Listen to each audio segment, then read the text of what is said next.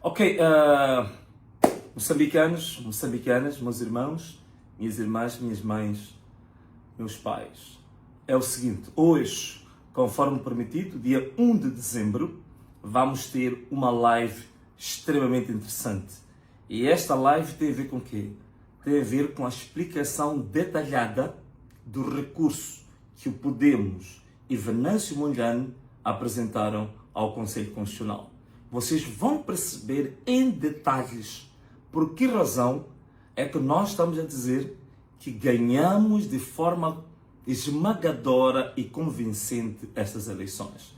Vão perceber por que estamos nos manifestando em todo o país, em todos os bairros e em todas as províncias. É para já. Daqui a pouco você vai ver tudo isto que vai ficar maravilhado. Muito bem. Um forte abraço. Um beijo e... Boa noite, família VEM7. Boa noite, família Podemos. Boa noite, resto do mundo. Boa noite, todos aqueles que estão interessados em saber das informações relacionadas com toda esta crise pós-eleitoral vivida aqui em Moçambique. Meu nome é Diniz Tivane.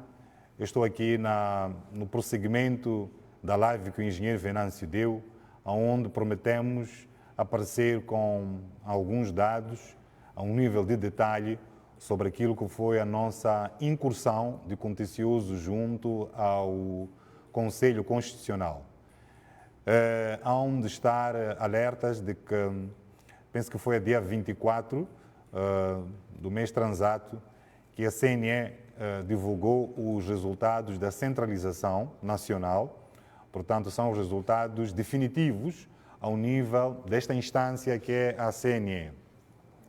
E conforme a lei que nos assiste, nós não ficamos conformados com os resultados divulgados pela CNE e promovemos um protesto. Esta é a forma legal que o Instituto Jurídico Moçambicano permite aos partidos políticos que, não estando partidos políticos ou candidatos presidenciais, não estando satisfeitos ou conformados com o resultado expresso pela CNE, podem efetivamente recorrer.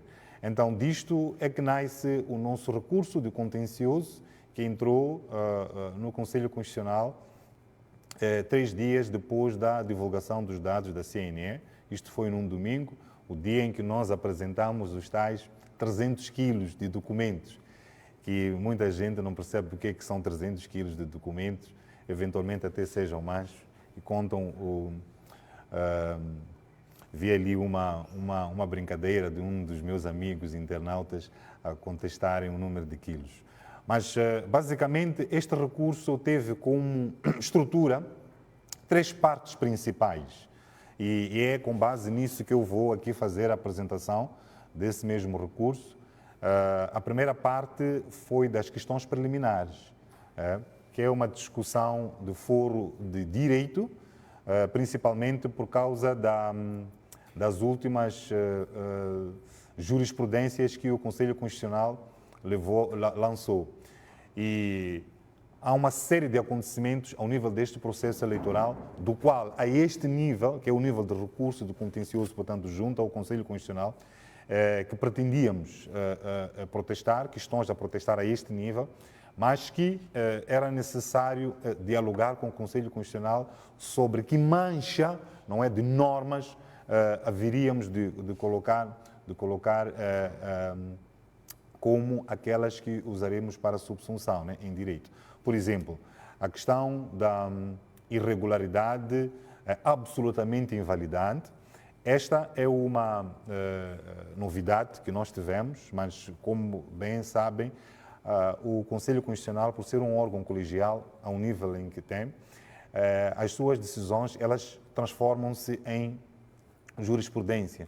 Então, queríamos chamar a atenção ao Conselho Constitucional sobre determinadas irregularidades que efetivamente aconteceram num raio de tempo acima daquele que outrora poderia ser considerado protestar desta altura pudesse ser considerado intempestivo, mas que fomos buscar esta figura, não é, da irregularidade absolutamente invalidante, porque o Conselho Constitucional, por exemplo, disse que a questão da aquisição progressiva dos atos, ela não é absoluta. Portanto, questões ligadas, por exemplo, ao recenseamento, quando elas levantadas fora do período, elas já não podem ser atendidas porque esgotou esse período de protesto.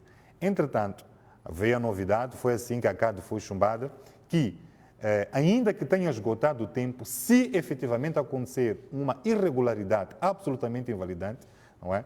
Que gera, que depois é protestado em função do artigo 286 do Código Civil, ela pode ser trazida, ainda que seja fora desse período de reclamação. Portanto, são estas pequenas questões que nós quisemos discutir com o Conselho Constitucional a priori. A outra, por exemplo, tem a ver com a diferença da forma como o Conselho Constitucional deve tratar os recursos. Primeiro é apreciar os recursos do ponto de vista das reclamações de recursos, sim, é a linha D, do número 2 do 243 da Constituição da República, e depois disto é que pode passar para a fase de validação e proclamação de resultados.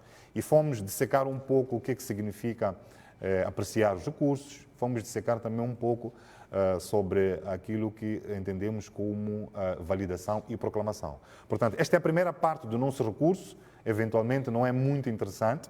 A segunda parte do recurso é que é efetivamente aquilo que nós temos como o pano de fundo desta apresentação, porque muitas pessoas efetivamente não estão a entender o que é que nós estamos a protestar.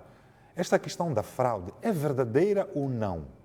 Portanto, nós decidimos praticamente 90% do nosso recurso tratar desta questão, detalhe a detalhe, província a província, distrito a distrito, levantamos, suscitamos muitas questões que estão lá no recurso e isto vai mais ou menos da página 13 até mais ou menos a página 90 por aí. E as últimas páginas, que é a terceira parte do nosso recurso, ele trata do nosso apuramento. Por quê? Porque se nós versamos o nosso recurso para que ele, um dos pedidos, no final de contas, é invalidar esta centralização feita pelo Conselho, Comissão Nacional de Eleições, então nós depois deveríamos apresentar aquilo que é a nossa visão sobre como deveria ter ocorrido as eleições. Então apresentamos o nosso apuramento, não é? Nós chamamos de contagem paralela. Portanto, como podem ver, são três partes deste recurso. A primeira parte vou fazer uma síntese, que é o debate sobre questões de direito. A segunda, que é como é que nós identificamos a fraude. E a terceira parte é a parte referente à nossa contagem paralela. Portanto, já dissequei aqui sobre a primeira parte, não vou mais levar mais tempo. Vou pedir, sim, aos meus companheiros, que é para nós avançarmos para o slide referente à nossa crítica à zona sul do país. Portanto, como é que isto ocorreu? Como é que nós fizemos isto?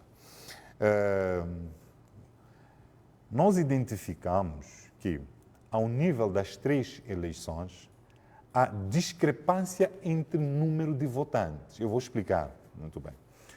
Nós temos uma eleição que é consignada como eleição geral. Portanto, ela congrega três eleições. É a eleição presidencial, que é para se votar o presidente da República. Depois temos a eleição legislativa, que é para votar os deputados da Assembleia da República. E, por último, temos a Assembleia Provincial, que é para votarem-se os deputados em cada uma das Assembleias Provinciais. E é a partir desta eleição que sai o governador provincial. Então, o que é que acontece? Quando o eleitor ele se dirige, não é, à mesa de voto, ele recebe três boletins de voto. Um boletim de voto para a eleição presidencial, um boletim de voto para a eleição legislativa e o terceiro para a eleição provincial. Portanto, significa que por cada um dos postos de votação ou assembleia, não é? Assembleia, vamos supor, estando aqui como presidente da Assembleia, terei os meus colegas à volta e à frente nós temos urnas. Portanto, se nós temos três boletins, nós também teremos três urnas à nossa frente. Então, Quando o eleitor chega, ele recebe 3 boletins. Então, ele vai decidir quem vai votar para a eleição presidencial, depois qual é a formação partidária para a eleição da Assembleia da República e provincial. Portanto, significa que em cada uma das mesas de voto, não é? Suponhamos que nós temos uma mesa com 800 inscritos, mas efetivamente nessa mesa só foram votar, já que temos uma abstenção de quase 50%, foram votar, vamos lá, 400 pessoas.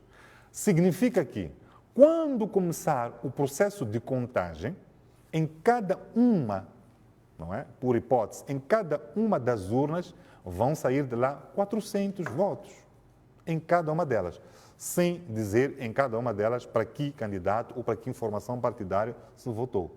Então, isto é que seria uma situação normal, não é?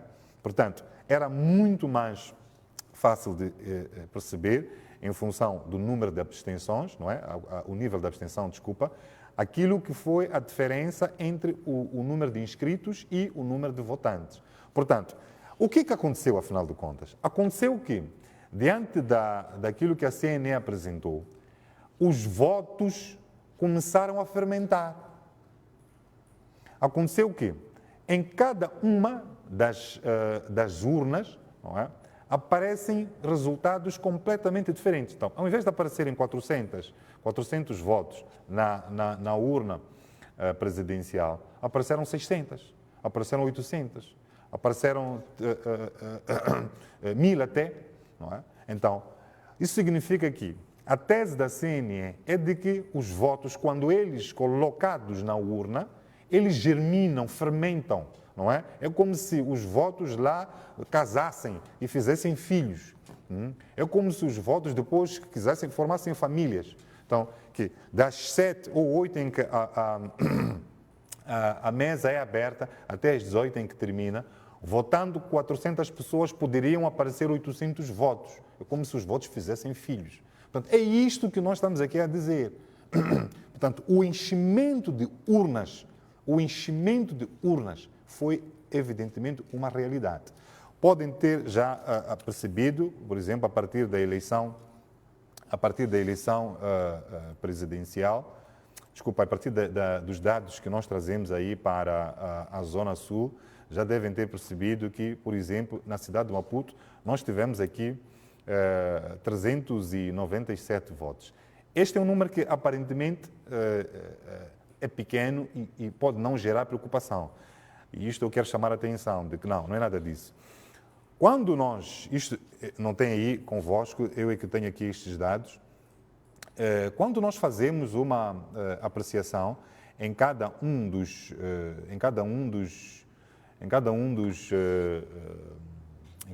distritos, aí é que nós nos apercebemos do verdadeiro problema. Deixa-me ver aqui. Nós começamos a ver o verdadeiro problema. Portanto, ao nível da cidade de Maputo, eu vou dar exemplo de 2 distritos. É o distrito de Camavota e o distrito de Camachequén. Reparem, esse número de 397, como disse, esconde uma verdade, não é, preocupante. Em Camavota, nós tivemos uma diferença de 5.049 votos. Em Camachequén, nós tivemos uma diferença de 8.315 votos. É absolutamente gritante esta diferença de votos entre as eleições. Portanto, se nós temos uma eleição, não é, presidencial, depois a legislativa e a provincial, o normal é que seriam exatamente os mesmos. Nós, quando vamos para a província de Maputo, nós temos uma diferença de 31.291. 31.291, penso que é o número que está a sair aí no vosso ecrã. Aliás, ia pedir aqui aos internautas para usarem a câmera inteira, que é para poderem apreciar melhor, não é? Portanto, o celular, ao invés de estar nesta posição, ele vai ficar na posição horizontal. É a forma que vocês podem ter. E arrastem os comentários, podem observar os comentários depois, que é para poderem ter um melhor consumo desta live. Depois, ainda aqui ao nível da província de Maputo, não é? Só Matola teve uma diferença de 5.206 votos. Boane teve uma diferença de 8.606 votos. Como podem ver, Não é possível que a CNE tenha conseguido criar, 8.606 novos cidadãos, justamente naquele momento em que houve a eleição. Então, são estas questões que nós estamos a levantar aqui no recurso e a dizer que, olha, não há condições para estes resultados serem validados. Então, ao nível, por exemplo, da província de Gaza, nós tivemos um total de 5.877. Esta é a diferença ao nível da província de Gaza. Mas, por exemplo, por distritos, este é um dos exemplos, por exemplo, Bilene, nós tivemos 2.766. Só em Bilene. Só em Bilene. Portanto, quando nós apresentamos os resultados desta forma, portanto, ao nível do distrito, as discrepâncias que estão ao nível do distrito e as discrepâncias que estão ao nível da província, significa que, quando houve o apuramento intermédio, que é o apuramento ao nível do distrito, então houve a adulteração premeditada de dados. E quando se passou para o apuramento provincial, houve uma nova adulteração. Vocês estão a perceber a gravidade disto. Portanto, não bastou só haver uma fraude ao nível das mesas, portanto, edital por edital de cada uma das mesas de votação. Mas, ao nível do distrito, quando somavam os números de editais, eles também faziam uma nova adulteração. É por isso que nós apresentamos desta forma, de forma provincial, depois ao nível do distrito, que é para dar exemplo que isto não é uma constatação apenas ao nível da centralização provincial, porque se fosse assim, a eleição, em princípio, só estaria enviesada ao nível da província. Então, por exemplo, Mandacase teve 1.173. Agora, um caso gritante é o da província de Inhambane. Como devem ter percebido, temos aí um gráfico a indicar uma seta muito mais alta do que todas, porque significa que na província de Inhambane é que a fraude foi, quer dizer, aqui foi sem pena mesmo, sem escrúpulos. Então, em toda a província de Inhambane, nós tivemos uma diferença de votos de 74.109. Eu vou me ater, eu estive aqui a fazer umas contas, só para vocês poderem perceber a gravidade disto. A província de Inhambane, ela tem cerca de 1.400 habitantes, 1.400.000 e tal habitantes. Portanto, ela contribui para o total de habitantes de Moçambique, é mais ou menos 4, 5 ou 6% no máximo por aí. Então, o universo de inscritos na província de Inhambane, estamos a falar de dados da CNE, é de 1.002.723, ou por outra, temos o número de pessoas que, em princípio, não se inscreveu para a votação é de cerca de 488 mil. Entretanto, quando a CNE faz esta centralização ao nível provincial e apresenta este número de 74.109 novos votos, portanto, novos cidadãos, praticamente está a projetar uma população que só aconteceria talvez daqui a 3 ou 4 ou 5 anos. Portanto, nós estamos a trazer estes dados que é para fazer perceber, não só a Moçambique nesta live, mas também ao Conselho Constitucional, que não há condições de se aprovar aquela deliberação da CNE. Portanto, é uma heresia a um nível, heresia mesmo, é uma heresia científica. É uma heresia científica porque são dados estatísticos, portanto, não tem como estes resultados serem aproveitados. Porque falseia estatísticas populacionais, falseia a estatística ao nível do universo de votantes e inscritos, falseia, logicamente, uma eleição, todos os dados. E um dos grandes, podemos assim dizer, uma das grandes vitórias que nós passo a moderação, né? A modéstia, desculpa, deste nosso trabalho de recurso, foi conseguir apresentar uma situação de 2 em 1. 2 em 1 significa o quê? Que nós poderíamos ir dizendo que em que é que consistiu o enchimento de urnas ou em que é que consistiu a adulteração de resultados, trazendo o número de inscritos, aquele que era suposto votar, e depois trazer aquele que apresentaram, portanto, que é um número de votantes a mais. Então, nós conseguimos, ao trazer a diferença entre o número de votantes, ou a diferença entre as eleições, nós conseguimos despertar exatamente este elemento, mas trazendo o outro, que é a diferença entre o número de votantes. Eu vou voltar a explicar isto.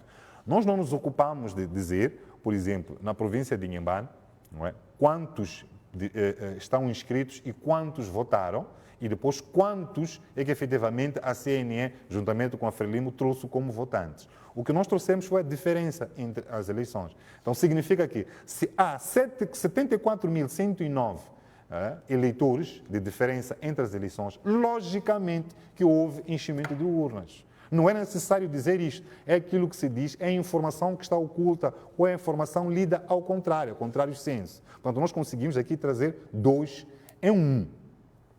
Eu vou passar agora para a verificação ao nível da zona centro. Portanto, estamos a falar de Manica, Sofala, Tete e Zambésia.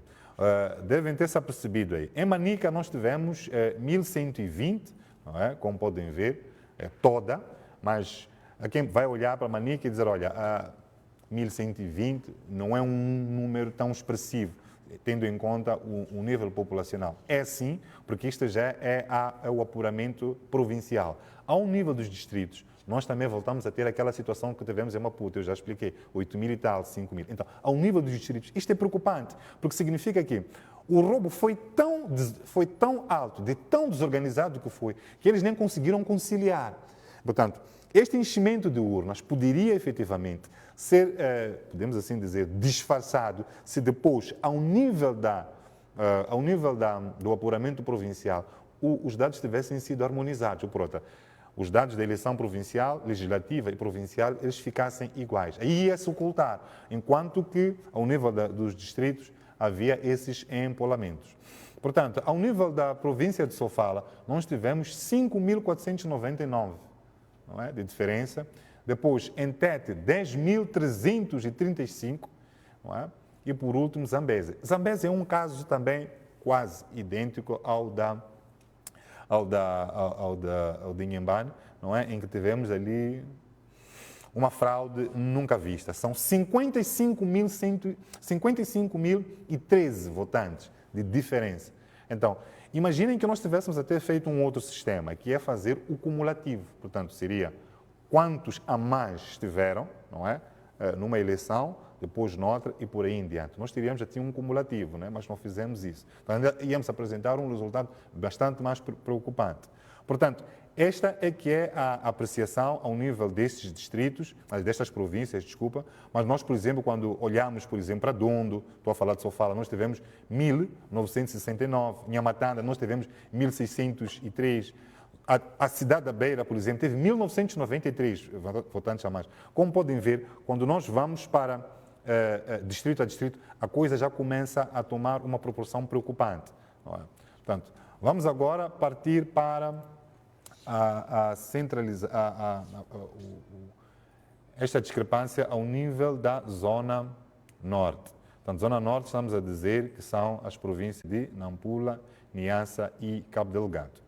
Portanto, Nampula nós tivemos 5.428 de discrepância, nós tivemos em Niassa 3.182 e, por último, em Cabo Delgado tivemos 2.799. Não é? Portanto, significa que a fraude, não conseguiram conciliar a fraude. Portanto, a fraude foi feita ao nível da mesa, depois foi feita ao nível do apuramento distrital e não conseguiram conciliar. Daí, despertou-nos a atenção estes números, porque depois, quando começamos a fazer o contraste ao nível dos distritos, percebemos números bastante preocupantes. Não é? Portanto, por exemplo, Mocuba, nós tivemos, estamos a falar de coisa, Mocuba, Zambésia, estou a voltar para a zona centro, 6.054 votos, não é? Portanto, isto é preocupante, não é? Então, mas, por exemplo, na Cala Porto, tivemos 896, por aí em diante. Então, Quamba, por exemplo, nós tivemos, Ribau, aliás, nós tivemos 5.669. Mecanhelas, o distrito onde houve aquele massacre, nós tivemos 2.238. Isto é preocupante, não é? Então, estes dados não podem efetivamente passar despercebidos ao nível do Conselho Constitucional, porque a aceitar esta heresia científica, a aceitar-se este insulto, não é? A nossa inteligência, não é? Seria o mesmo que aceitar que a população moçambicana que hoje votou, em princípio, é aquela que só existiria daqui, por exemplo, a 5 ou 6 anos. Portanto, nós aqui apresentamos esses dados, mas estas discrepâncias também, como podem ver, se não houve conciliação entre as províncias, a discrepância também foi ao nível do apuramento geral e depois ao nível do apuramento global, porque a nossa eleição também não ocorreu só ao nível de Moçambique, mas aconteceu também na diáspora. Nós não vamos levar muito tempo. O que nós estamos aqui a fazer é para, como dissemos, é para dar continuidade à live do engenheiro, trazendo estes dados e convidar. Este recurso, meus caros, é um recurso que está disponível. Nós vamos continuar a ter este trabalho de nos abrirmos à crítica, de nos abrirmos ao diálogo, de nos abrirmos a este casamento, podemos assim dizer, com o povo moçambicano, que é para nós explicarmos o que é que nós andamos a fazer. Os outros, não sei porquê, as outras formações, não sei porquê, não partilham os seus documentos, não partilham os seus recursos, não partilham a forma como trabalharam. Nós vamos continuar, a equipe de VM7, a equipe Podemos, vai continuar a trazer esta transparência total. Alguém tem uma fonte diferente de cálculos, pode também apresentar. Portanto, feito isto, não é? E mostrado que não é possível admitir-se estes resultados, nós então vamos partir para a última parte do nosso recurso. É a parte referente ao nosso apuramento. Nós não poderíamos, de maneira nenhuma, criticar, portanto, fazer este protesto, impugnar a deliberação 105 da CNE, se depois nós não trouxéssemos aquilo que é a nossa avaliação. Nós, como preâmbulo desta última parte, quero fazer aqui uma constatação que é a seguinte. Nós, infelizmente, não conseguimos ter a totalidade de atas. Portanto, não tivemos 100% de atas. As razões são as seguintes. Portanto, podem ter se apercebido, porque foi veiculado nas nossas páginas, que houve roubo de credenciais de delegados de candidatura e depois a própria CNE não nos facultou uma segunda via.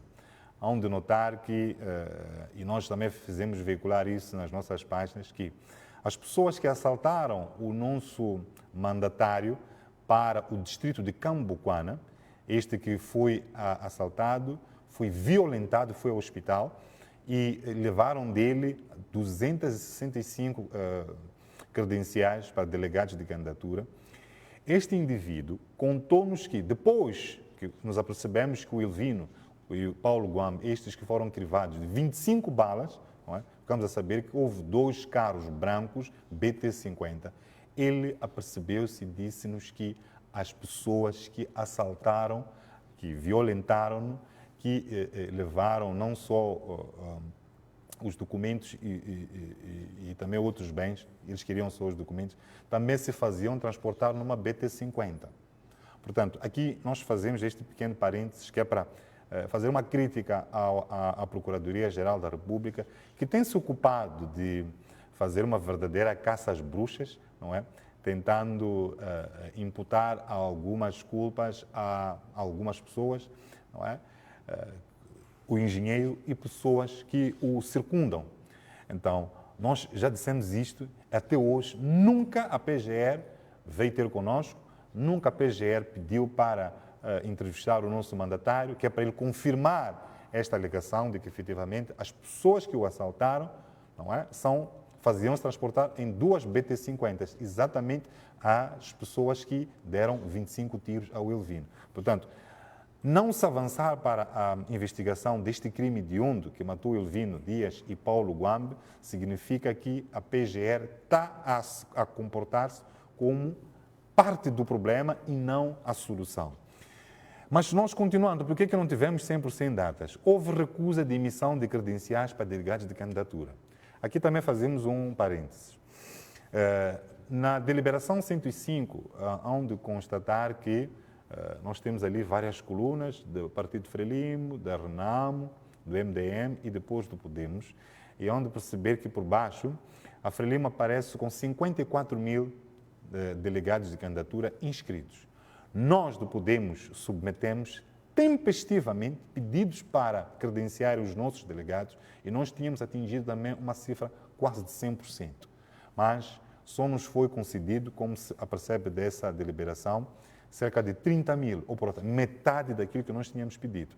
Portanto, como se pode ver, houve uma clara, uma deliberada denegação da participação do Podemos nestas eleições, a título de supervisão.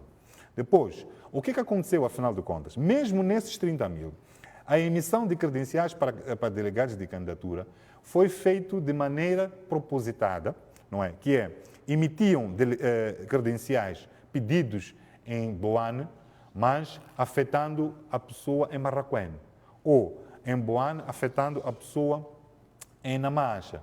Podem perceber, ou de Boane afetando a pessoa num ponto, por exemplo, da zona do Costa Sol, no centro da cidade de Maputo. Ou por outra, houve uma ação deliberada de provocar uma demora dos nossos delegados de candidatura, não é? Porque só nos deram muitas dessas credenciais exatamente no dia da votação e disseram vão a este sítio. A pessoa pegava a sua credencial e pasmava-se, porque ela estava em Boane, mas, afinal de contas, o seu nome saiu para uma mesa que está em Marraquém. Como podem ver, isto foi tudo propositado. Mas ainda, houve também recusa de divulgação de apuramento das mesas de votação. Portanto, não só a CNE fez de tudo para impedir-nos que nós participássemos das eleições, mas também, durante o processo de contagem, não houve divulgação. Quem acompanhou as páginas do Elvinho Dias, as minhas páginas, as páginas do engenheiro, onde reparar, eu fiz, por exemplo, um vídeo, eu estava em frente, por acaso estive atento a este distrito de Cambuquana, eu estive naquela escola que está na N1, próximo do Benfica, chamado, acho que é Inflame Benfica, exatamente, sim. Então, naquela escola não houve a fixação de um único edital. Portanto, não só obstruíram a nossa presença naquele posto de votação, como também nem chegaram a colar um único edital. Mas, claro, nós podemos chegar logo de manhã, conseguimos olhar os quadros, conversamos também com algumas crianças, não só ali, mas também notas de Cambuquana.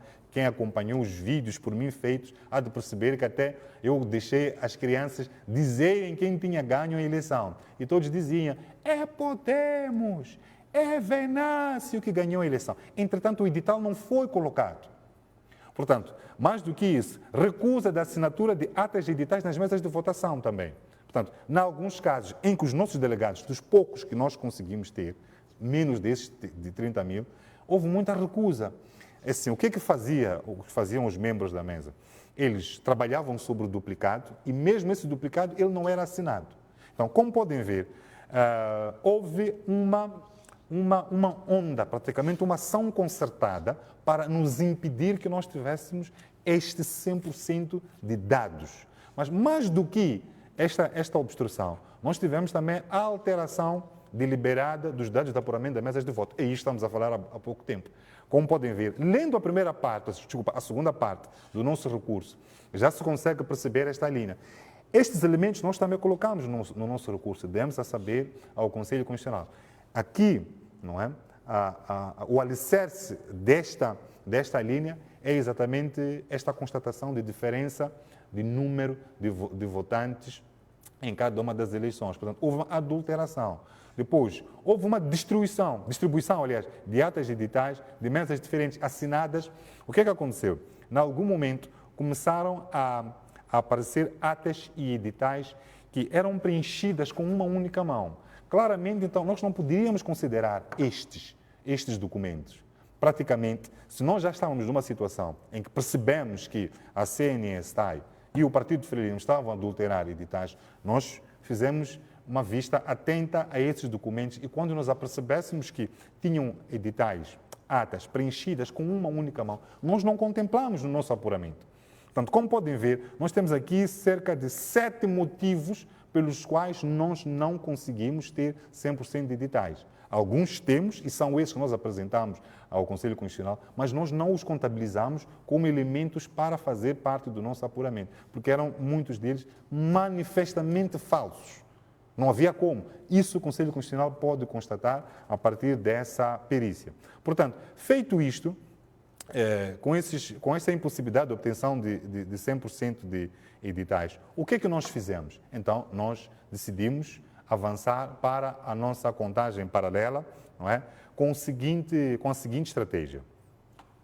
Nós trabalhamos com a eleição presidencial, primeiro. Por que trabalhamos com a eleição presidencial? É que a eleição presidencial, ela permite que, fomos felizes nessa questão, permite que nós conseguíssemos resumir, não é? Resumir a eleição presidencial e a eleição legislativa. Porque, vejamos, Venâncio Mondlane é suportado pelo Podemos, Daniel Chapo suportado pela Frelimo, Lutero Simango suportado pelo MDM, o Sufo Mato suportado pela Renam. Portanto, se nós atacássemos a eleição presidencial, subsume-se que estaríamos também a atacar a eleição legislativa, porque também partimos deste pressuposto de que aquele voto que, em princípio, é depositado para a eleição presidencial, não é? É também um voto que vai cair para a eleição legislativa, sem com isso estar a dizer que vai para isto ou para aquilo. Não, mas estamos a dizer que, atacando a eleição presidencial, nós conseguimos ter um universo de eleitores votantes, não é?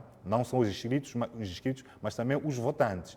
E isso permitiu também fazer o quê? Permitiu fazer com que nós, porque nós temos aqui uma eleição com cerca de 35 partidos. Então, se nós conseguimos resumir a eleição presidencial e a eleição legislativa para estes 4 partidos, então, a partir do método de Hont, nós podemos saber se o restante grupo de votos é suficiente para desencadear o benefício de um mandato. Esta que era a primeira resposta que nós precisávamos ter.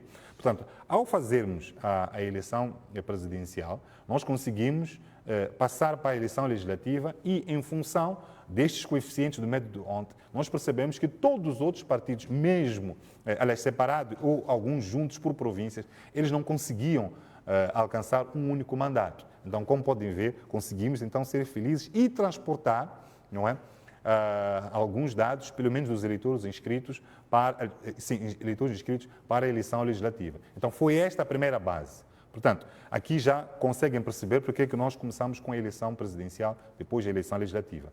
Mas, continuamos com esta questão. Se nós não tínhamos